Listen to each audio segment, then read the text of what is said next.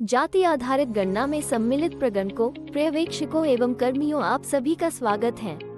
प्रथम चरण 7 जनवरी 2023 से 21 जनवरी 2023 तक के दौरान आप लोगों द्वारा काबिले तारीफ तरीके से गृह संख्या का निर्धारण एवं संक्षिप्त गृह पंजी को तैयार किया गया। दूसरी चरण के अंतर्गत वास्तविक गणना का कार्य दिनांक 15 अप्रैल 2023 से 15 मई 2023 तक पूर्ण किया जाना है।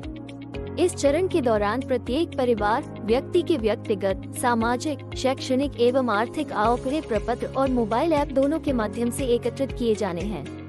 सबसे पहले आप सभी प्रगणक अपने निर्धारित गणना क्षेत्र में चिन्हित मकानों में से अपनी सुविधा अनुसार किसी भी मकान से कार्य को प्रारंभ करेंगे।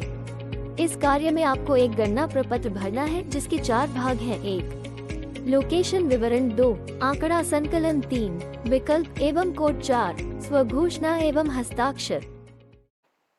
आप लोगों ने देखा कि जब आप फील्ड पे जाएंगे तो आपको एक प्रगणक पत्र मिला जाएगा। तो वन बाय वन हम समझेंगे कि कितने ऑप्शन होते हैं। जैसा आप लोग पहले सुन चुके हैं कि इसके 4 भाग होते हैं, तो उन भागों को कैसे भरा जाएगा। तो जब पहला भाग आपको भरना है, उसमें आपको इन सारे क्वेश्चन का जवाब देना है जो आपको खुद से ही भरना है। जैसे राज्य क्या है, इसमें प्रपत्र संख्या जो है वो पहले से दिया जाएगा, बार कोड भी पहले से होगा। राज्य का नाम बिहार चुन लेना है। जिस जिला में आप हैं उसका नाम का होगा, चार्ज का code, panchayat code, ward number, गन्ना ब्लॉक नंबर, उपगन्ना ब्लॉक नंबर। उसके बाद जो मकान सूचीकरण अनुसूची के अनुसार जो आपने प्रथम चरण में भवन संख्या दिया था उसका नंबर होगा, मकान संख्या का नंबर होगा, परिवार का क्रम संख्या होगा, परिवार में कुल सदस्यों की संख्या होगा, परिवार किसी पुरुष सदस्य के जाति प्रमाण पत्र अगर मौजूद है तो उसका क्रमांक लिख लेंगे, गांव मोहल्ला का नाम लिखेंगे, वर्तमान पता लिखेंगे, पिन कोड लिखेंगे और राशन कार्ड यदि निर्गत है तो उसकी संख्या लिखेंगे। दूसरे भाग में जब हम आएंगे आंकड़ा संकलन में, तो उसमें 17 क्वेश्चंस है। हर परिवार में जितने भी सदस्य, हर सदस्य के साथ आपको ये 17 क्वेश्चन करना है। कुछ क्वेश्चन जो 3 क्वेश्चन है उसका जवाब जो है आपको लिखना है, बाकी के लिए कोड दिया गया है और कोड का जो है नंबर दिया गया है जिसे आपको देख कर करके उसमें भरना है। जैसे सबसे पहला जो आपका होगा आंकड़ा संकलन में, परिवार के सदस्य का पूरा नाम जो प्रपत्र में है उसमें हिंदी में भरा जाएगा, शुद्ध शुद्ध भरना है। दूसरा में पिता पति का नाम भरना है।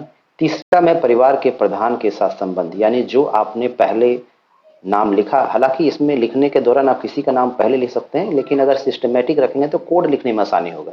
यानी अगर परिवार के प्रधान का नाम आपने पहले लिख लिया तो आप जो भी उसके बाद लिखेंगे उसके साथ संबंध का कोड लिखने में आपको आसानी होगी।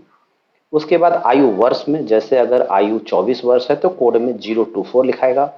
लिंग के लिए आपको कोड दिया गया है, पुल्लिंग के लिए 01, स्त्रीलिंग के लिए 02, अन्य के लिए 03, आप उसे चुन लेंगे। वैवाहिक स्थिति में भी आपको ऑप्शन दिया गया है कि अविवाहित है, वर्तमान में विवाहित है, विधवा विधुर है, संबंध विच्छेदित है या तलाकशुदा है। इसमें संबंध विच्छेदित तलाकशुदा में अंतर इतना है कि एक लीगली आपको मिला हुआ है अधिकार और दूसरा रिचुअल्स के अनुसार। यानी अगर आप किसी लीगल प्रोसीजर के थ्रू अलग हो गए हैं तो वो संबंध विच्छेदित यानी 04 कहलाएगा, और अगर मौलवी के थ्रू या किसी रिचुअल्स के थ्रू आप दोनों अलग हुए हैं तो तलाकशुदा की गिनती में आएगा। उसके बाद धर्म है, धर्म में आपको 8 ऑप्शन दिए गए हैं, 7 में जो पहले से एग्जिस्टिंग है और 8 में ऐसा अगर कोई बोलता है कि मैं किसी धर्म को नहीं मानता हूं तो कोड 08 चुन लिया जाएगा। कोड के विषय में चिंता नहीं करना है, वो नीचे में दिया गया है सबका कोड। उसके बाद आता जाति का नाम एवं कोड। इसमें उपजाति आपको नहीं पूछना, जाति का नाम पूछ लेना है और हमारे जो विभाग है उनके द्वारा एक लिस्ट दिया गया है 216 कोडों का, उसके अनुसार ही आपको कोड भर लेना है कि वो किस जाति के हैं। उसके बाद आता है कि शैक्षणिक योग्यता क्या है। शैक्षणिक योग्यता में भी कोड दिया गया है, जो जो शैक्षणिक योग्यता रखते हैं उसका कोड भर दिया जाना है। उसके बाद कार्यकलाप जो है उसके अंदर में आता है कि सरकारी नौकरी है, संगठित क्षेत्र में प्राइवेट नौकरी है, असंगठित क्षेत्र में प्राइवेट नौकरी है, स्वरोजगार है, कृषक काश्तकार है या खेतीकार मजदूर है, निर्माण मजदूर है, अन्य मजदूर है, मिस्त्री भिखारी है। तो ये बात कर करके आप डिसाइड करेंगे और जो उचित कोड होगा आप उसे कार्यकलाप के अंतर्गत जो है लिखेंगे। उसके बाद आता है आवास स्थिति। आवास स्थिति में आपको ये देखना है, फिजिकली वेरीफाई करना है कि वो पक्का का मकान में रह रहे हैं, 2 या 2 से अधिक कमरा है, या पक्का का मकान में 1 कमरा है, या खपरेल 3 छत का है, झोपड़ी है, आवास विहीन है, जो भी होगा उसका कोड आप यहाँ पर दर्ज कर देंगे। उसके बाद आता है आवासीय प्रवासीय स्थिति। तो अस्थायी प्रवासी स्थिति में चूंकि आपने पहले दिखा दिया है कि आवास स्थिति है, तो इसमें लागू नहीं हो जाएगा।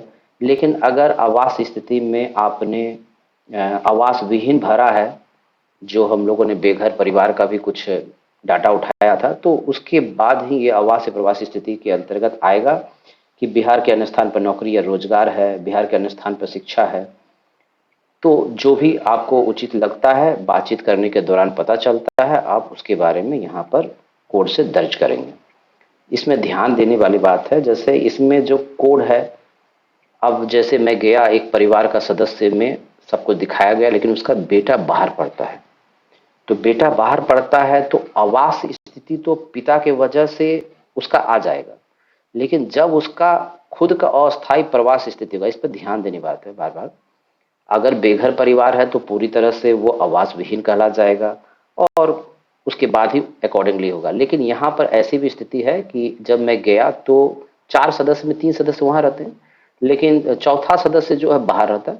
तो उस चौथे सदस्य का जब हम डाटा भर रहे होंगे तो आवास स्थिति तो जो एग्जिस्टिंग है उसके अनुसार आ जाएगा, यानी अगर पक्का का मकान है या खपरेल है, झोपड़ी है, वो इसमें आ जाएगा। लेकिन अस्थायी प्रवास स्थिति में जैसे अगर वो कहीं जो है नौकरी या रोजगार करता है या बिहार के अन्य स्थान पर शिक्षा ग्रहण करता है, तो उसकी स्थिति के अनुसार ही अस्थायी प्रवासी स्थिति में कोड भरेंगे।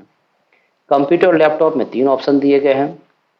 सिंपल सी बात है, अगर इंटरनेट के साथ लैपटॉप है तो आप कोड देंगे 1, और अगर नहीं है, सिर्फ लैपटॉप है तो 02, और नहीं है तो 03 देंगे। ये भी इंडिविजुअल जो आपने एंट्री की है परिवार सदस्य, उसके बारे में लिखना है। पहले ही मैं बता चुका हूं कि जितना भी आप 17 डाटा भरेंगे तो हर एक व्यक्ति का भरना है। मोटर यान में 2 पहिया, 3 पहिया, 4 पहिया, ट्रैक्टर 6 पहिया, अधिक कुछ नहीं, ये भरना है। अब एक ही व्यक्ति को 2 पहिया भी है, 4 पहिया भी है, तो जो सबसे बड़ा वाहन है उसी के अनुसार उसका कोड होगा। अब ऐसा हो सकता है कि उसके पास ट्रैक्टर हो या ट्रक हो, वो ना लिखाना चाहता हूं, तो मैंने पहले ही बताया था, आप उसे बता दें कि इस प्रपत्र में जानकारी लिखने के बाद लास्ट में प्रधान का सिग्नेचर किया जाना है। और ये राइट टू इंफॉर्मेशन एक्ट के तहत आता है, यानी ये सारा चीज स्कैन हो करके ऑनलाइन उपलब्ध होगा। अगर कोई आरटीआई करता है तो यह प्रपत्र जो है उसे अवेलेबल हो जाएगा, जहां पर उसका सिग्नेचर दिखा जाएगा। और ये चूंकि एक लीगल डॉक्यूमेंट बनने वाला है, तो इस पर अगर कोई भी गलती होती है तो संबंधित प्रगणक पर्यवेक्षक के प्रति भी कार्रवाई की जाएगी। इसलिए इस बात का ध्यान रखें कि आपको जबरदस्ती कोई चीज नहीं लिखवाना है, लेकिन आप लास्ट में जरूर बता दें हमेशा कि एक लीगल डॉक्यूमेंट है, आप जो भी लिखाते हैं इसके प्रति कानूनी कार्रवाई अगर होती है तो आप उसके लिए खुद रिस्पॉन्सिबल हैं। उसके बाद आता है कृषि भूमि का। तो कृषि भूमि अगर मौजूद है तो उसके बारे में आप कोड पूछें उनसे कि शून्य है कृषि भूमि या शून्य से अधिक और 50 डेसिमल है, और भी बहुत सारे ऑप्शंस दिए हैं, जो उचित ऑप्शन आप उसको चुन लें। उसके बाद आता है आवासीय भूमि। आवासीय भूमि में जो आप गए, जैसे 5 सदस्य है और पिता के नाम पर जो जमीन है उसी में 5 सदस्य रह रहे हैं, तो आवासीय भूमि में जो जमीन है वो लिखाएगा और सबका वही कोड कॉपी होगा। अगर इस आवासीय भूमि में किसी के पास अलग से नाम से जमीन है, जैसे मैं फिर से क्लियर कर दूं इसको, आवासीय भूमि को सपोज कीजिए कि 5 सदस्य हैं और पिता ने लिखा है कि मेरे पास 2 कट्ठा है, तो उनके नाम पर जो भी कोड आएगा, मान लीजिए कि 02 कोड आता है तो 02 कोड हो जाएगा। और बाकी किसी के पास जो है कोई जमीन नहीं है तो वहां पर शून्य यानी 010101 लिखा जाएगा। लेकिन उसमें से एक बेटा बोलता है कि नहीं, ये जमीन तो मेरा नहीं है, लेकिन मेरे पास एक जगह जमीन है जो 2 कट्ठा का है। तो अगर वो बोलते हैं तो जो कोड उनके लिए लागू होता है वो कोड उनके सामने लिख देंगे। उसके बाद सभी स्रोतों से मासिक आय, यहाँ पर भी कोड दिया गया है। आप इंडिविजुअली पूछिए, इसमें प्रधान का नहीं, ये भी आपको इंडिविजुअल डाटा लेना है, यानी पिता की कितनी कमाई है, उनके बेटे की क्या कमाई है, इसमें सारा ऑप्शन है। अगर स्टूडेंट है तो उसके लिए भी है कि कोई कार्यकलाप नहीं करता है। तो इसलिए ये नहीं सोचना है कि अगर कोई नहीं कमा रहा है तो क्या लिखा जाएगा। उसके बाद आधार संख्या है। आधार संख्या जैसा दिख रहा है यहाँ पे स्वेच्छा से लिखा गया, लेकिन इसे मैंडेटरी ही लेना है, क्योंकि आधार संख्या की वजह से डुप्लीकेसी ऑफ डाटा जो होगा वो आसानी से पता चल जाएगा और आपको कुछ परेशानी नहीं होगी। आगे मैं बताऊंगा कि ऐप में डुप्लीकेसी किस ढंग से पता चलती है और कैसे इसे रोकना है। जब आपने ये सारा चीज पूछ लिया तो स्क्रीन पर आप देख रहे हैं ये कोड दिया गया है, वो आपके प्रपत्र में भी मौजूद होगा। सिर्फ आपकी जानकारी के लिए यहाँ स्क्रीन पर मैंने एकत्रित किया हुआ है। जैसा देख रहे हैं परिवार के प्रधान के संबंध में कोड दिया गया है, लिंक के लिए कोड दिया गया। इसी ढंग से सारे क्वेश्चन आर का कोड है, सिर्फ 3 का छोड़ करके, यानी 01, 02, 03, क्योंकि उसमें मैनुअली ही आपको भरना है। ऐप में इन सारे डिटेल्स को भरना बहुत आसान है, क्योंकि वहाँ पर ड्रॉप डाउन मेनू होगा, वहाँ पर भी जो है 3 जो है आपको लिखना होगा सिर्फ इन्फॉर्मेशन, बाकी सब ड्रॉप डाउन मेनू में मौजूद होगा। आपको चुनना है, यही कोड होगा वहाँ पर और इसी ढंग से लिखा हुआ आएगा। हम लोग देखेंगे आगे। ये सारा कोड को देख लीजिए। देखिए यहाँ पर शैक्षणिक योग्यता का सारा कोड दिया गया है, उसी ढंग से जाति का भी है 2-3 पेज का, वो आपको जो है ट्रेनिंग के दौरान प्रोवाइड करवाया जाएगा, तो वो आप अपने साथ हैंडी रखेंगे ताकि क्षेत्र में आपको कोई परेशानी ना हो। यहाँ पे देख लीजिए सारा चीज लिखा हुआ है। उसके बाद कृषि का यहाँ पे देखिए आय लिखा हुआ है, सारा चीज कौन किस इसमें लागू होगा। कुछ चीज़ों के बारे में जैसे जो आपका कार्यकलाप है उसमें आप थोड़ा ध्यान रखिएगा कि कुछ कुछ जगह पर थोड़ी परेशानियां हो सकती है कि मैं किसे मानूं, तो वो आप कंसल्ट कर करके अपने सीनियर से भी, जैसे कि वो सरकारी है कि नहीं, कोई संविदा पर है तो उसे सरकारी माने कि नहीं माने, इस ढंग की अगर कोई दिक्कत हो रही है आपको तो आप अपने सीनियर से डिस्कस कर सकते हैं, या जो मॉनिटरिंग के लिए जो अपॉइंट हुए आप उनसे भी डिस्कस कर सकते हैं और मार्गदर्शन के बाद ही आप उस कोड को भर सकते हैं। उसके बाद जो चौथा पार्ट आता है स्वघोषणा हस्ताक्षर है, जो मैंने बताया था। ये अगर पढ़ा लिखा इंसान है तो वो पढ़ लेगा, अगर वो पढ़ा लिखा नहीं है तो आप उसको पढ़ के बताना है। जो मैंने कहा था ये बात हाईलाइटेड करना बहुत जरूरी है ताकि आपको सही सही डाटा मिल सके। जैसे इसमें लिखा रहेगा कि इस भाग में परिवार के प्रधान के लिए निम्न घोषणा है। मैं घोषणा करता हूँ, करती हूँ कि मेरे द्वारा पूरे परिवार के संबंध में जो उपरोक्त सूचना दी गई है वो मेरी जानकारी और विश्वास में सत्य है और इसमें से किसी सदस्य की गणना अन्यत्र नहीं कराई गई है। परिवार के प्रधान का हस्ताक्षर लेना है और उनका क्रम संख्या अंकित करना है। यदि परिवार का प्रधान साक्षर नहीं हो, पढ़ लिख नहीं सकता हो, तो जब मैंने बताया कि प्रगणक द्वारा प्रपत्र की प्रविष्टि उन्हें पढ़कर सुनाई जाएगी और उनका अंगूठा निशान लिया जाएगा। इसमें प्रगणक भी अपने दिनांकित हस्ताक्षर करेंगे और पर्यवेक्षक भी निरीक्षण के उपरांत दिनांक सहित हस्ताक्षर करेंगे। आपको यह ध्यान रखना है कि जो हमारे इस कंसर्निंग डिपार्टमेंट हैं उन्होंने इस बात की कोशिश जो है उन्होंने इस बात का व्यवस्था किया हुआ है कि हर एक प्रगणक जो है मिनिमम 10 जो है वो हर दिन प्रपत्र में भर करके डाटा जो है वो ऐप के माध्यम से अपलोड करेंगे। जैसे ही आप इसे सबमिट करेंगे तभी ये पर्यवेक्षक में दिखेगा, पर्यवेक्षक उन सारे डाटा को चेक करेगा, फिर वो सबमिट करेगा और तब वो चार्ज पदाधिकारी के जो लॉगिन में वो दिखेगा। फिर चार्ज पदाधिकारी जो है उसे चेक करने के बाद सबमिट करेगा, तब वो जिला के पोर्टल पर दिखना चालू होगा। और ये चूंकि ऑनलाइन मॉनिटरिंग होगा तो आपको डे बाय डे करना ही होगा, चूंकि ऐप को बनाया गया है इस ढंग से कि आप बिना इंटरनेट कनेक्शन के भी यूज कर सकते हैं। हाँ, मैं सही बोल रहा हूँ। उसमें आप जब भी फील्ड में जाकर करके उसको सबमिट करेंगे जो डाटा आपने प्रपत्र में कलेक्ट किया है, तो अगर नेट कनेक्शन नहीं है तो वो आपके मोबाइल में ही वो स्टोर हो जाएगा और जैसे ही आप नेटवर्क में आएंगे वो ऑटो सिंक कर करके उसे भेज देगा। आपको इस बात का सिर्फ ध्यान रखना है, इसीलिए कुछ नियम भी हैं कि जो आप ऐप का इस्तेमाल करेंगे अपने लॉगिन आईडी से वो किसी एक पर्टिकुलर मोबाइल पर ही होगा। यानी जैसे ही आप इस लॉगिन आईडी को और इस ऐप को अपने मोबाइल में डाउनलोड करते हैं तो ये एक प्रकार से आपके मोबाइल के साथ कनेक्ट हो जाता है।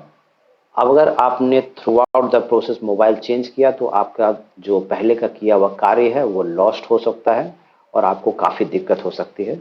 इसलिए इस ऐप को डाउनलोड करने से पहले ही आप इस बात के लिए तैयार रहें कि आपका मोबाइल वर्किंग कंडीशन में है। ये कोई ज़रूरी नहीं है कि आपके पास अगर स्मार्टफ़ोन नहीं हो तो आप किसी का भी इस्तेमाल कर सकते हैं, लेकिन आपको ये ध्यान रखना है कि थ्रू आउट वो मोबाइल पूरे प्रोसेस के दौरान इस्तेमाल होता रहा। उसके बाद हम लोग को कुछ बात जो सामान्य अनुदेश हैं, उन पर ध्यान देना है। जैसे क्या है, वन बाय वन में हम लोग जानते हैं उसे। प्रत्येक गणना प्रपत्र पर गणना प्रपत्र क्रमांक और उसका बारकोड मुद्रित है। भरे हुए गणना प्रपत्र का स्कैन किया जाना है, अतएव गणना प्रपत्र को मोड़ना, रोल करना या बारकोड पर कुछ लिखा ना वर्जित है। यानी जो आपको प्रपत्र कोड दिया गया है वो थोड़ा बड़ा साइज का है, तो आपको उसे 20 से भी फोल्ड नहीं करना है क्योंकि बाद में स्कैन होना है। तो आपको एक फोल्डर दिया जाएगा, जो आप काम करने के बाद उस फोल्डर में जो वाटरप्रूफ होगा उसके अंदर डालना है। और इसको ध्यान रखना है कि किसी ढंग से मुड़े नहीं, क्योंकि मैंने पहले ही बोला कि ये लीगल डॉक्यूमेंट बनने वाला है और ये जो स्कैन हो करके अवेलेबल रहेगा आरटीआई के अंतर्गत।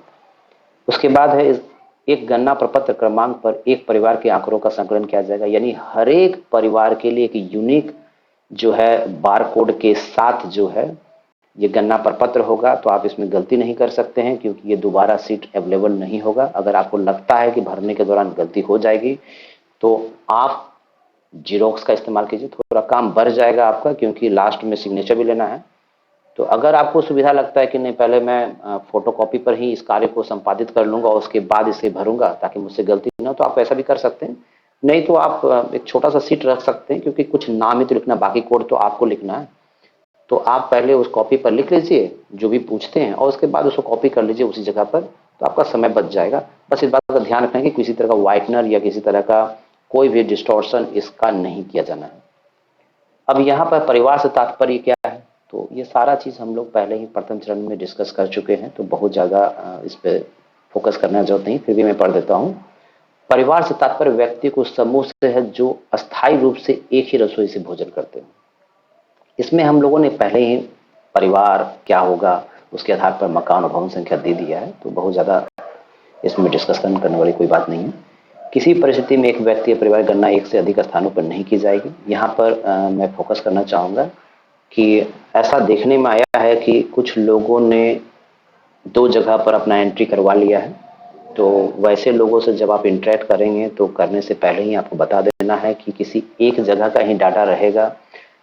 अगर उन्होंने स्वेच्छा से ये बता दिया कि हाँ मेरा ये पहले एंट्री हो चुका है, तो आप उस चीज़ को अपने प्रपत्र में दर्शाएंगे कि ये डाटा जो है वो दूसरी जगह पर एंट्री हुआ है और अपने पर्यवेक्षक को भी इसकी जानकारी देंगे। लेकिन अगर आपके बोलने पर भी वो बोलते हैं कि नहीं मेरा कहीं डाटा नहीं है, तो कोई दिक्कत नहीं है, आप उन्हें इसके आउटकम्स के बारे में बता दें। क्योंकि जैसे ही एक कंप्यूटर में यानी मोबाइल के थ्रू आप जब एंट्री करेंगे और जो पहले भी उनका एंट्री हुआ था किसी जगह से, तो 24 घंटे के अंदर एक सॉफ्टवेयर है डाटा रिडंडेंसी का, वो चेक करके बता देगा कि ये डुप्लीकेट डाटा है और इसका इन्फॉर्मेशन पर्यवेक्षक के पास में आ जाएगा और उस पर्यवेक्षक के उस लॉगिन में पूरा डिटेल होगा कि इस व्यक्ति का पहले से एंट्री जो दूसरे जगह पर किया गया उसका पूरा ईवी नंबर, जगह, सब चीज़ बताया जाएगा और इस ढंग से पर्यवेक्षक ये आसानी से डिसाइड कर लेगा कि इसको एंट्री को डिलीट करना है। इसमें एक नुकसान ये है कि जो डाटा पहले जाएगा उसका नाम वहीं पर जो है वो दर्ज हो जाएगा और वो चाह करके भी दूसरी जगह पर अपना उपस्थिति दर्ज नहीं करवा पाएगा। इसलिए मोबाइल ऐप पर जाने से पहले अगर ये सॉर्ट आउट हो जाए तो उस व्यक्ति के लिए भी अच्छा होगा। उसके बाद है गणना प्रपत्र में परिवार के 15 सदस्यों के आंकड़े भरे जा सकते हैं। यदि किसी परिवार में सदस्यों की संख्या 15 से अधिक है तो उसके लिए कंटिन्यूड सीट का उपयोग किया जा सकता है। इसका मतलब क्या है, जैसे बहुत दौरान जो प्रथम चरण के दौरान हम लोगों ने देखा था कि किसी परिवार में 15 से ज़्यादा संख्या है, हालांकि ऐसे परिवारों की संख्या बहुत कम है, लेकिन चूंकि हमारे सीट में जो है 15 सदस्य को ही लिखने की क्षमता, और मैंने कहा था कि एक जो गणना प्रपत्र है वो एक यूनिक है, तो इसका जो बचा हुआ परिवार के सदस्यों का एंट्री वो दूसरे प्रपत्र में नहीं होगा। इसके लिए आपको अपने चार्ज पदाधिकारी को जानकारी देनी होगी, फिर वह जिला पदाधिकारी के द्वारा जो है वो अनुमति लेंगे और फिर इसका जो एडजॉइनिंग सीट है यानी कंटिन्यूड सीट जिसको बोलते हैं वो मिलेगा, तब आप जा करके उसका जो जानकारी है वो विधिवत उसमें भरेंगे। उसके बाद जो है कि द्वितीय चरण से वास्तविक गणना की जानी है, अतः गणना स्थल पर उपलब्ध व्यक्ति परिवार की गणना की जाएगी। प्रथम चरण में लिए गए आंकड़ों के हिसाब से परिवार उपलब्ध हो तो सभी आवश्यक आंकड़े एकत्रित कर लिए जाएंगे। यदि आकस्मिक कारण से कोई व्यक्ति परिवार उपलब्ध नहीं हो तो पुनः भ्रमण किया जाएगा, क्योंकि ये फ्लेक्सिबिलिटी दिया हुआ है इस बार। जैसे पहले चरण में क्या था कि आपको सिस्टमैटिक जाना है ताकि कोई नंबर वायलेट नहीं करे, क्योंकि ऐप में ये डाटा सिस्टमैटिक वे में ऑलरेडी अवेलेबल है, तो हम अपनी सुविधा के अनुसार किसी भी घर को के डाटा को एक्वायर कर सकते हैं।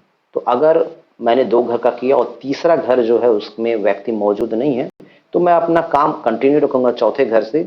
और चूंकि हम लोग फील्ड में लगभग 30 दिन रहने वाले हैं, उस दौरान जो है हम ये जानने का प्रयास करते रहेंगे कि उस घर के व्यक्ति आए कि नहीं, और जब वो आएंगे पुनः उपलब्ध होंगे तो हम उनका भ्रमण करके उनके डाटा को उठा लेंगे। यदि कोई व्यक्ति परिवार अस्थायी रूप से प्रवासी हो तो मोबाइल पर यह सुनिश्चित कर लेने के बाद ही कि उसकी उनकी गणना किसी दूसरे स्थान पर नहीं हुई, वीडियो कॉल के माध्यम से प्रश्न पूछकर प्रपत्र भरा जाएगा। जैसे इसमें क्या होगा, जैसे आप किसी के पास गए और उसका 2 भाई, एक भाई ने तो लिखा दिया लेकिन दूसरा भाई का डाटा जो है उसने कहा कि वो जो प्रथम चरण के दौरान तो था लेकिन अभी नहीं है और मैं उसके डाटा को लिखाने में सक्षम हूं, तो आप उनसे या अपने उनके आसपास से जो भी व्यक्ति हैं उनसे मोबाइल नंबर लेकर करके उनको वीडियो कॉल करेंगे और उनसे संबंधित डाटा को आप लेंगे, क्योंकि वीडियो कॉल के माध्यम से आप ये फिजिकली वेरीफाई कर सकते हैं कि वो वही व्यक्ति है, और वैसी स्थिति में ही आप उनके द्वारा बताए हुए सारे डाटा को लिखेंगे। अब सिग्नेचर का जहां तक बात है तो वीडियो कॉल के दौरान वो किसी को भी जब ऑथेंटिकेट करें कि हाँ मेरे बदले में वो सिग्नेचर कर देगा तभी आप लेंगे। अन्यथा जो है सिग्नेचर का जो कॉलम है उसे भरने के लिए जो है आप अपने पर्यवेक्षक और चार्ज पदाधिकारी के साथ संपर्क करेंगे। ऐसे ऐसे कम स्थिति आएगी किसी न किसी को वो ऑथेंटिकेट कर ही देंगे। उसके बाद यदि प्रथम चरण के भवन संख्या और मकान संख्या पर अब कोई परिवार नहीं रहता हो तो उसकी गणना नहीं की जाएगी। प्रपत्र परिवार यहाँ नहीं रहता है अंकित किया जाएगा। मोबाइल ऐप पर भी यही विकल्प चुना जाएगा, यानी आप गए पहले तो था लेकिन अब पता चला कि वो रहता ही नहीं है, वो मूव ऑन कर चुका है, ठीक है। तो वैसा स्थिति में आप अपने प्रपत्र में जो है उस भवन संख्या जो सीट मिलेगा उसमें साफ साफ लिख देंगे पहले ही क्रमांक पर कि परिवार यहाँ नहीं रहता है।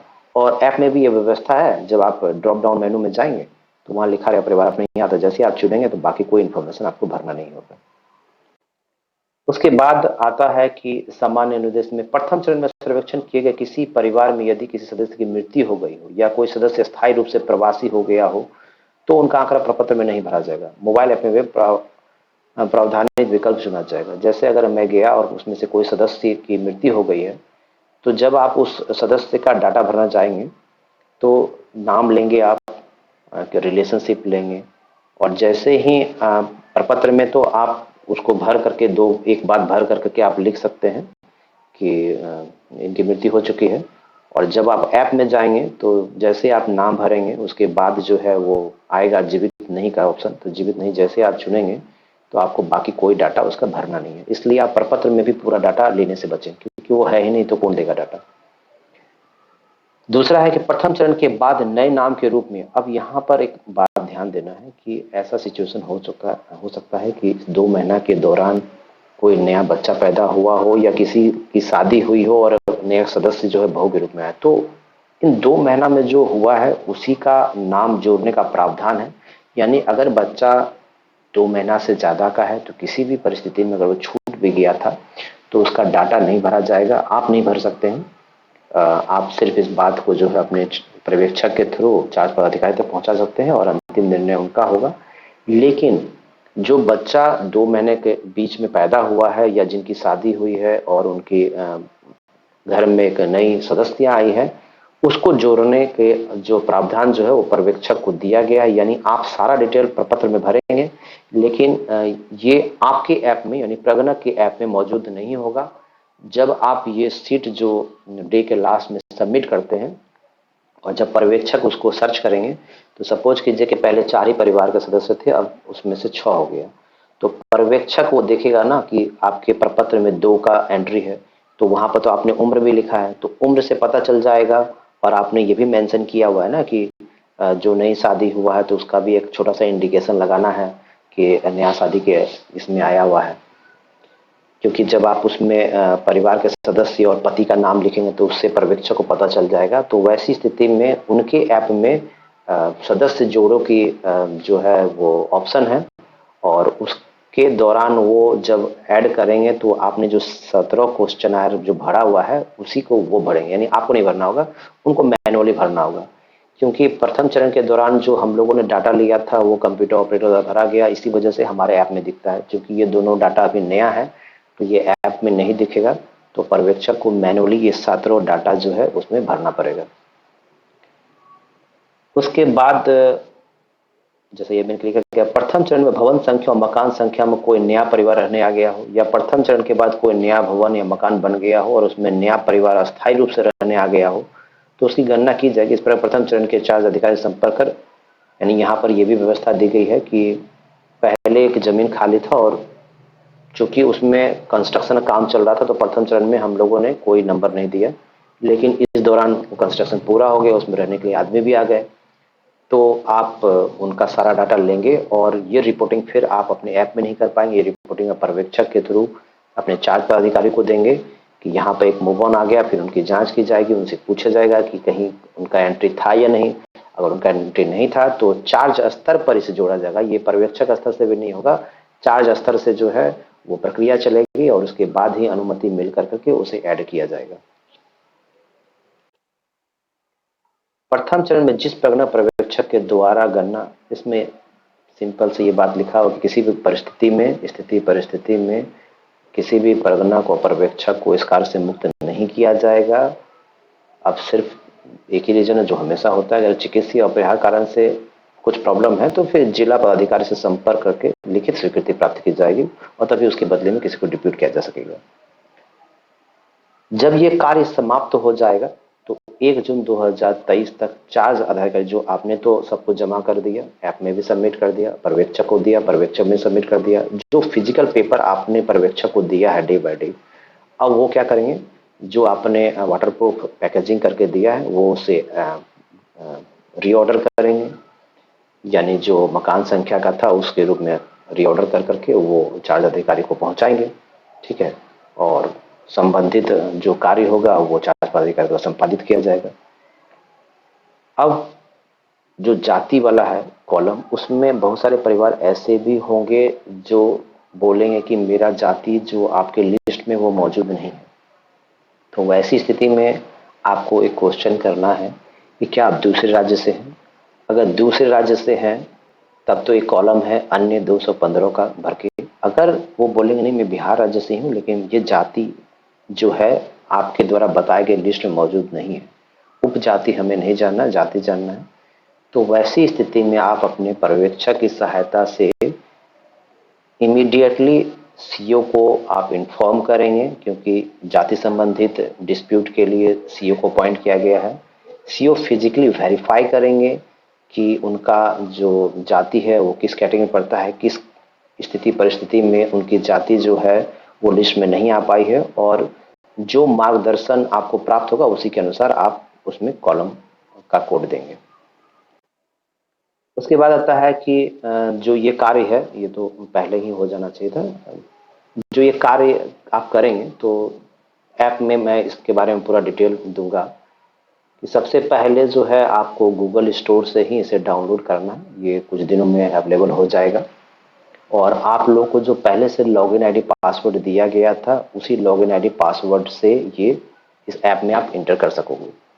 अगर किसी कारणवश आपका पासवर्ड भूल के आपने खो दिया है तो आप उसमें फॉरगॉट पासवर्ड का ऑप्शन है, उसमें दायर कर करके आप एक नया पासवर्ड जनरेट कर सकते हो जिसके थ्रू आप लॉगिन कर सकते हो ओटीपी के माध्यम से। उसके बाद मोबाइल ऐप पर प्रगणक को लोकेशन विवरण प्रत्येक परिवार के लिए पहले से भरा मिलेगा, जो मैंने पहले बताया था। जैसे ही आप ऐप एक्टिवेट करोगे तो वहाँ पर आपने जो प्रथम चरण में जितना भी सर्वे किया था तो उन सारे मकानों का लिस्ट और उसमें कितनी आपने परिवार सदस्य दिया था वो सब मौजूद रहेगा।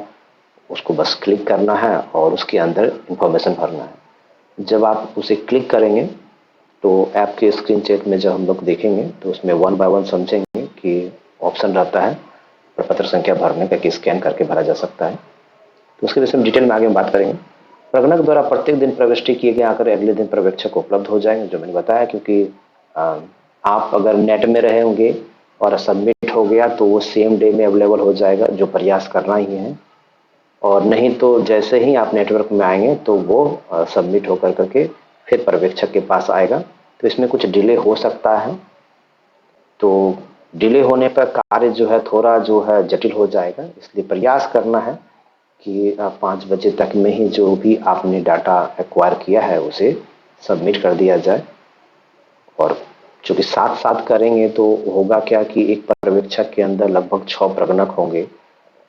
अगर आप लोग दिन के लास्ट में करते हो, और चूंकि मैंने पहले बताया कि हर एक प्रगणक को मिनिमम 10 जो है परिवार का डाटा उठाना है, तो एक पर्यवेक्षक को 60 डाटा आएगा। अगर वो दिन भर में थोड़ा थोड़ा आते रहेगा तो पर्यवेक्षक उसको वेरीफाई करते रहेंगे। नहीं तो अगर आप शाम में करते हैं 5 बजे 6 बजे, आप सोचते हैं घर में जाके करेंगे, हो सकता है नेटवर्क ना हो, तो उस दिन का एक तो काम काउंट नहीं होगा आपका। दूसरी बार जब दूसरे दिन उसके पास अचानक से घुसेगा पर्यवेक्षक के पास और दूसरे दिन का भी डाटा घुसेगा, तो उनके लिए उन सारे कामों को संपादित कर पाना नियत समय में बहुत मुश्किल हो जाएगा। इसलिए आपको कोऑर्डिनेशन बना कर चलना है। अभी का काम बाद में नहीं टालना है, फील्ड में रह करके ही जो है आप उसको सबमिट करते जाएंगे। जैसा मैं पहले मैं बता चुका हूं कि पर्यवेक्षक द्वारा निरीक्षण के उपरांत समर्पित किए गए आंकड़े जो है पोर्टल पर मौजूद हो जाएंगे चार्ज अधिकारी के लिए।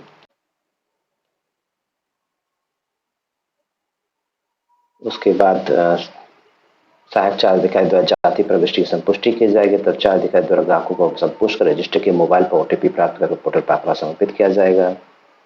यही सभी आंकड़े अनुमंडल जो चैनल है कि प्रगणक से पर्यवेक्षक, पर्यवेक्षक से चार्ज पदाधिकारी, चार्ज पदाधिकारी से अनुमंडल पदाधिकारी, फिर जिला पदाधिकारी, और उसके बाद जब सबमिट हो जाएगा तो राज्य सरकार के स्टेट डाटा सेंटर पर वो अवेलेबल हो जाएगा। और जब वहां तक पहुंच गया तो इसमें कोई भी संशोधन नहीं किया जा सकेगा। एक बात आप जान लीजिए, किसी भी तरह की अशुद्धि होने पर आपको दोषी माना जाएगा और कोई भी करेक्शन का अंतिम मौका सिर्फ चार्ज अधिकारी तक ही है। चार्ज अधिकारी के द्वारा सबमिट करने के बाद इस बात का कोई व्यवस्था नहीं है कि उस डाटा में कोई बदलाव किया जा सके, तो इस बात का आप ध्यान रखेंगे। फील्ड में जाकर जब हम लोगों ने गणना प्रपत्र भर लिया, सारा डाटा जो है ले लिया, यानी 17 कॉलम भर लिया, तो अब बात आती है भरे हुए डाटा को डिजिटाइज करना। इसके लिए सबसे पहले हम अपने मोबाइल का प्ले स्टोर ऐप को खोलेंगे और वहाँ पर सर्च करेंगे BIJAGA यानी बिहार जाति आधारित गणना ऐप। इसको सर्च करने के बाद हम लोगों के पास स्क्रीन पर ऐप आ जाएगा जो इस ढंग से दिखेगा। यहाँ पर इसको इंस्टॉल करने के बाद जो स्क्रीन आएगा, आप इंतज़ार कर सकते हैं, स्क्रीन आएगा इस ढंग का, और उसके बाद आप उसको ओपन करेंगे। ओपन करने के बाद हमारे माननीय मुख्यमंत्री जी का चेहरा आएगा यहाँ पर, और उसके बाद जो सेकंड स्क्रीन आएगा उसमें आपसे 2 चीज़ पूछा जाएगा, मोबाइल नंबर और पासवर्ड। यहाँ पर मोबाइल नंबर वह मोबाइल नंबर होगा जो आपने प्रथम चरण के दौरान अपने आप को रजिस्टर करवाने के लिए दिया था, और उसी में आपको एक पासवर्ड भी आया होगा। अगर किसी कारणवश आप पासवर्ड भूल गए हैं तो यहाँ फॉरगॉट पासवर्ड का नीचे में ऑप्शन है, आप उस पर क्लिक करेंगे, अपना मोबाइल नंबर देंगे और OTP के माध्यम से नया पासवर्ड बना लेंगे। चूँकि मेरे पास पहले से मौजूद है मोबाइल नंबर और पासवर्ड, तो मैं उससे लॉगिन करता हूँ। जब आपको मिल जाएगा तो आप भी मेरे तरह लॉगिन करेंगे, यानी मोबाइल नंबर में आप मोबाइल नंबर डालेंगे,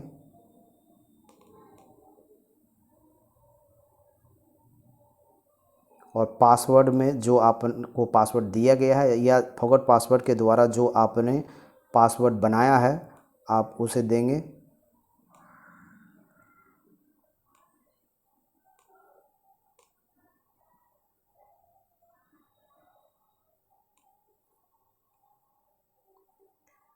लॉगिन करने के बाद जो है आपका जो स्क्रीन होगा वो इस ढंग का दिखेगा, जिसमें आपका नाम आएगा जो भी आप प्रगणक के रूप में नाम दर्ज करवाए थे, और उसमें 2 ऑप्शन आएगा, ऐड कास्ट सर्वे डाटा और सर्वे लिस्ट। जैसे ही आप ऐड कास्ट सर्वे डाटा पर क्लिक करेंगे तो ये पूरा का पूरा आपका लिस्ट खुलेगा। ये वह लिस्ट है जो आपने प्रथम चरण के दौरान जितना भवन और मकान संख्या उठा करके कंप्यूटर पर जो एंट्री करवाया था वो सब यहाँ पर मौजूद मिलेगा आपको। यहाँ पर आपको 1 बाय 1 इसको क्लिक करना है और इसके बाकी एंट्री जो आपने गणना प्रपत्र में ली है उसे एंट्री करना है। यानी अगर आप सपोज कीजिए कि दूसरा यहाँ पर जैसे मैं देख लेता हूँ कि यहाँ 005 अमर कुमार जी हैं, उसका 3 फैमिली मेंबर है और मैंने गणना प्रपत्र में उन सब का इन्फॉर्मेशन उठाया है। तो यहाँ पर मैं चुनने के बाद उनको क्लिक करूँगा। क्लिक करते के साथ जो पहले चरण में मैंने डाटा उठाया था वो सब यहाँ पर दिखने लगेगा।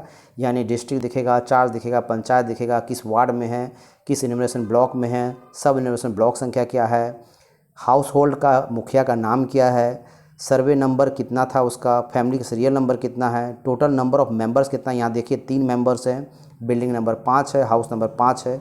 उसके बाद आता है प्रपत्र संख्या। प्रपत्र संख्या में यहाँ स्कैन बारकोड दिया हुआ है। आप स्कैन बारकोड को क्लिक करेंगे, यहाँ पर स्क्रीन पर दिखेगा, आप उसको अनुमति दे देंगे वाइल यूजिंग द ऐप। इससे आपका कैमरा खुल जाएगा। अब आपने जो गणना प्रपत्र भरा है उसको आपको यहाँ पर ले जाना और बारकोड के पास ले जाना। जैसे बारकोड के पास ले जाएंगे तो फॉर्म नंबर ऑटो आ जाएगा। अगर किसी कारणवश आपका स्कैनर काम नहीं करता है तो आप मैनुअली भी नीचे में ये प्रपत्र संख्या भर सकते हैं। उसके बाद आप यहाँ देखिए इज फैमिली लिविंग, यहाँ पर यस। जैसे नो करेंगे तब जो रिव्यू सबमिट हो जाए, यानी आपसे कोई डाटा नहीं मांगा जाएगा, आपको डायरेक्ट सबमिट कर देना है। और जैसे यस करेंगे तो इसके बाद नीचे आएगा स्टेट।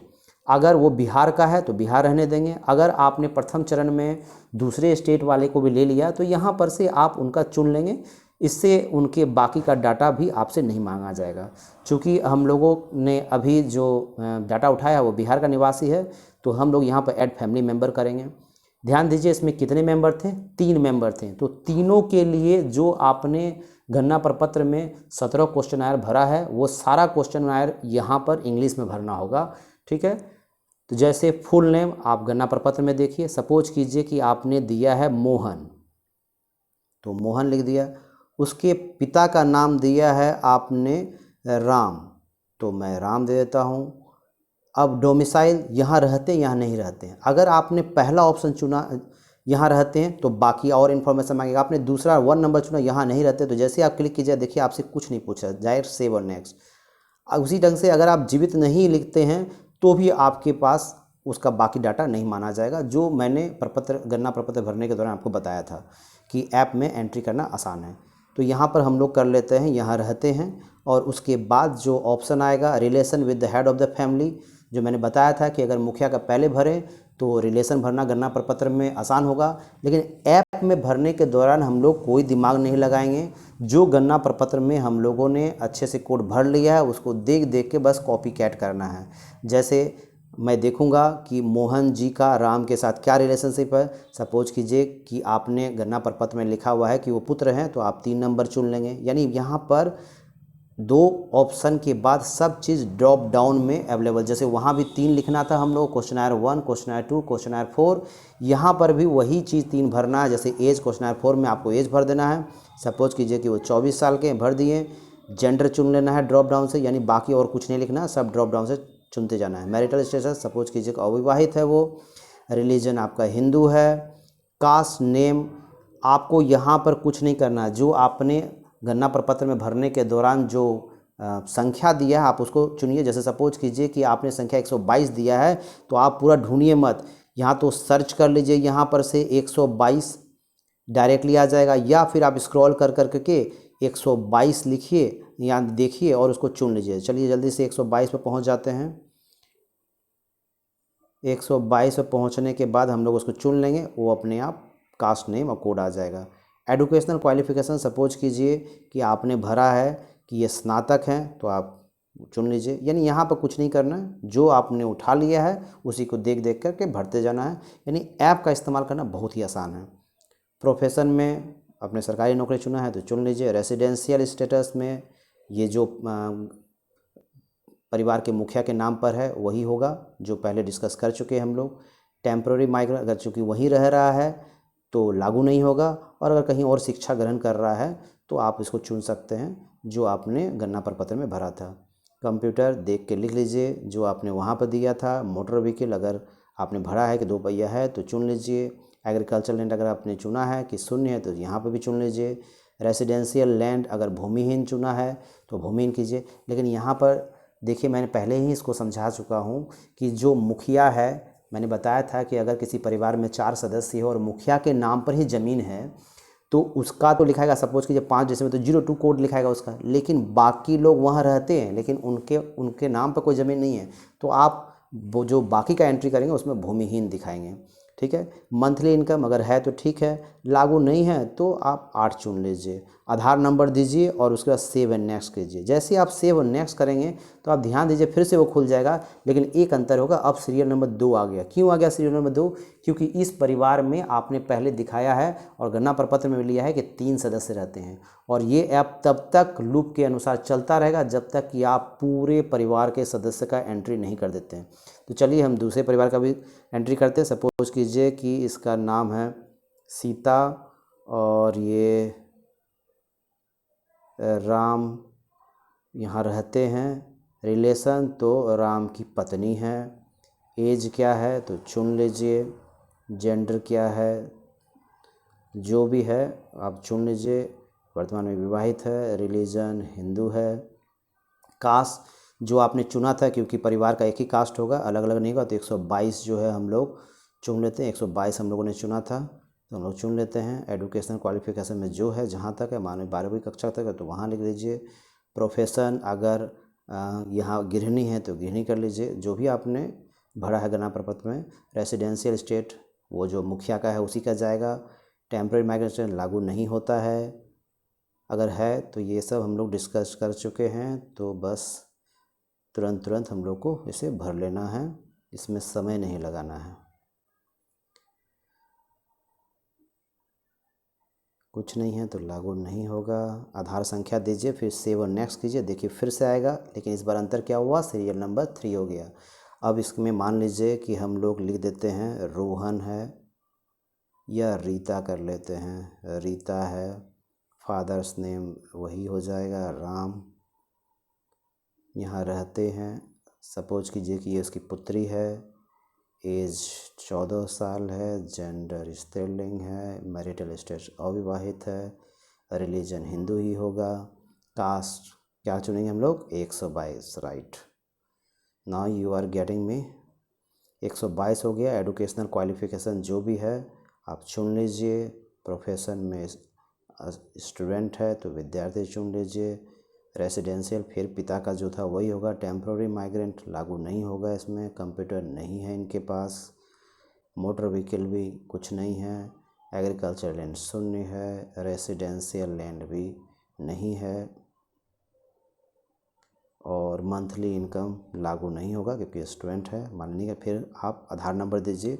अब देखिए जैसे ही आपने सारे परिवार के सदस्यों का एंट्री कर लिया तो अब लास्ट में नेक्स्ट नहीं आ रहा, अब आ रहा है रिव्यू एंड सबमिट। तो आप रिव्यू एंड सबमिट पे क्लिक कर दीजिए। जैसे ही करेंगे तो आपके द्वारा इस मकान के अंदर जितने भी आपने सदस्यों का एंट्री किया वो सब यहाँ दिखेगा। मोहन, सीता, रीता सब चीज़ दिख रहा है। अगर आपको लगता है कि आपसे कुछ गलती हो गई तो यहाँ पर एडिट का ऑप्शन है, आप एडिट पर क्लिक कर करके वापस जो भी सुधार करना कर सकते हैं। या लगता है कि नहीं आपने गलती से पूरा ही गलत लिख दिया तो डिलीट करके आप फिर से वापस ऐड पर जाइएगा, जो प्रोसेस किया है उसे करते हुए आइएगा और फिर यह इस स्क्रीन पर आ जाइएगा। अगर सब चीज़ से संतुष्ट हैं तो आपको करना क्या है, रिव्यू एंड सबमिट पे क्लिक करना है। रिव्यू और सबमिट पे जैसे क्लिक करेंगे तो यहाँ पर सब कुछ दिखाएगा। क्या दिखाएगा, मुखिया का नाम दिखाएगा और उसके अंदर में जो जो आपने एंट्री किया वो सब चीज़ दिखाएगा। उसके बाद आप यहाँ पर उपरोक्त जानकारी परिवार मुखिया परिवार सदस्य द्वारा प्रदान की जाती है। आप देख लीजिए, यस कीजिए और सबमिट नाउ पे कीजिए। जैसे ही सबमिट नाउ पे करेंगे तो एक पॉपअप मेनू आएगा जो आपको बताएगा कि अगर आपने इसे सबमिट कर दिया तब आप इसमें कुछ भी ऐड नहीं कर सकते, यानी कोई मेंबर को ऐड नहीं कर सकते हैं, एडिट नहीं कर सकते हैं, ना डिलीट कर सकते हैं। अगर आप पूरी तरह संतुष्ट हैं कि आपने जो गणना प्रपत्र में जो जानकारी ली है जिसमें मुखिया का सिग्नेचर है वो सही है और आपने भी सही एंट्री किया है तो यस कंफर्म कर दीजिए। जैसे ही यस कंफर्म करेंगे तो आप फिर से अपने होम स्क्रीन पर आ जाएंगे। अब होम स्क्रीन पर कैसे पता चलेगा कि मैंने कौन से परिवार का जो है ऐड किया है डाटा। तो आप जैसे ही आप फिर से देखिए ऐड कास्ट सर्वे लिस्ट पे जाइएगा, तो याद कीजिए हम लोगों ने कौन सा किया था, हम लोगों ने जो किया था वो यहाँ से गायब हो जाएगा। यानी लिस्ट में जैसे हम लोगों ने किया था 5 का किया था एक परिवार का, देखिए वो नहीं है। हम लोग चल के देखते हैं यहाँ पर से सर्वे लिस्ट में, यहाँ पर देखिए ड्राफ्ट 0 है, नॉट फील्डेड, यानी टोटल जो आपके प्रगणक के अंतर्गत में जो मकान संख्या तो 105 है, जिसमें से अभी मैंने सिर्फ एक का सबमिट किया है। देखिए 4 ऑप्शन में दिख रहा है सबमिटेड 1, नॉट फिट 104, यानी 104 आपको करना है और टोटल 105 ये आपको जोड़ बताएगा। अब ड्राफ्ट में क्या होता है, बहुत बार ऐसा होता है कि जब आप एंट्री कर रहे हैं तो आपको वहाँ पर एक नया बच्चा मिल गया जिसका आपके ऐप में कुछ मौजूद ही नहीं, लेकिन आपको ऐड करना है। या फिर आप डाटा उठा रहे थे, घर में 4 मेंबर थे और 3 मेंबर मौजूद थे और एक नहीं था, तो आपने 3 मेंबर का डाटा गणना प्रपत्र में उठाया और उसे ऐप में भी एंट्री कर दिया। लेकिन चौथे का जब तक आप एंट्री नहीं करते आप सबमिट नहीं कर सकते, क्योंकि सबमिट करने के बाद ऐड का ऑप्शन आपके लिए हमेशा के लिए बंद हो जाएगा। तो वैसी स्थिति में क्या करेंगे, जब आप बैक करेंगे तो आपका किया हुआ डाटा बर्बाद नहीं होगा, क्योंकि आपको याद होगा आप जैसे जैसे आगे जा रहे थे आप कर रहे थे सेव एंड नेक्स्ट, तो वो सब ड्राफ्ट में सेव हो जाता है। यानी आपको वापस उसी के पास अगर जाना है जो अधूरा है तो आप ड्राफ्ट में आएंगे, ड्राफ्ट पर क्लिक करेंगे, जो डाटा का खुल जाएगा और बचा हुआ जो भी आपका सदस्य है उसको ऐड कर करके फिर से बताए गए प्रोसेस को रिपीट करना है। इस ढंग से 1 बाय 1 करना है। इससे आपको एक तो फ्लेक्सिबिलिटी ये मिलती है कि अगर जब आप फील्ड में काम कर रहे हैं और 3 परिवार करने के बाद चौथा परिवार वहाँ मौजूद नहीं है, 5वां है, तो आप अपनी इच्छा अनुसार डायरेक्ट ऐड कास्ट लिस्ट से 5वें परिवार को चुन करके यहाँ पर जो भी ड्रॉप लिस्ट में है उसको क्लिक कर करके उसका डाटा भर सकते हैं। जो भरा हुआ डाटा ऑटोमेटिकली यहाँ पर से हटता जाएगा और सबमिटेड लिस्ट में जाता जाएगा, जिससे आपको कोई कन्फ्यूज़न नहीं होगा। अब जो भी डाटा आपने भरा एक बार वो ऑटो सिंक हो जाता है तो सर्वर के पर जाएगा और सर्वर के थ्रू वो सुपरवाइज़र के अकाउंट में चला जाएगा। तो आप अपने कार्य को इस ढंग से पूरी तरह से संपूर्ण करते रहेंगे 1 बाय 1। आप समझ गए होंगे कि क्यों मैं बोल रहा था कि अगर आप जो भी गणना क्षेत्र में पहुंच करके डाटा लेते हैं गणना प्रपत्र में, अगर साथ साथ करते हैं तो पर्यवेक्षक को बहुत आसानी होगी, क्योंकि ऑटो सिंक होकर के उनके पास डाटा आता जाएगा। चलिए अब हम लोग देखते हैं कि पर्यवेक्षक उस कार्य को कैसे आगे बढ़ाता है। अब हम बात करते हैं पर्यवेक्षक की। जब प्रगणक ने अपने गणना प्रपत्र के डाटों को मोबाइल ऐप के माध्यम से सबमिट कर दिया तो सिंक होने के बाद वो डाटा पर्यवेक्षक के पास आ जाएगा। इसे देखने के लिए पर्यवेक्षक ऐप के सहारे लॉगिन करेंगे अपने अकाउंट में, और लॉगिन करने के बाद जो पहला उनका होम स्क्रीन होगा वो कुछ इस तरह से दिखेगा, जहां पर प्रगणक के होम स्क्रीन पर 2 टैब होते थे, 2 पार्ट होते थे। पहला पार्ट होता है ऐड कास्ट सर्वे डाटा और दूसरा सर्वे लिस्ट। वहीं पर पर्यवेक्षक के होम स्क्रीन पर उनका नाम होगा और उनके अंतर्गत जितने प्रगणक होंगे उनका नाम दिखेगा। अब जिस प्रगणक के द्वारा सबमिट किए गए डाटा को उनको रिव्यू करना है उस पर वो क्लिक करेंगे। जैसे ही क्लिक करेंगे एक दूसरा स्क्रीन खुलेगा जिसमें उस प्रगणक का पूरा डिटेल दिखाएगा जो डाटा उसने सबमिट किया है अभी तक। जैसे यहाँ पर ऊपर में 2 पार्ट दिख रहा है, रिव्यू जिसमें 104 दिख रहा है और सबमिटेड 0 दिख रहा है। यानी कि इस कंसर्न प्रगणक ने अभी तक 104 डाटा अपने ऐप से भेज दिया है, जो सिंक होने के बाद पर्यवेक्षक की ऐप पर आ गया है। अगर किसी कारणवश ऑटो सिंक नहीं होता है तो बगल में आपके पास जो है वो गेट डाटा है, गेट डाटा पर आप क्लिक करेंगे, ये आपको सर्वर से डाटा पुल करके आपके पास ले आएगा।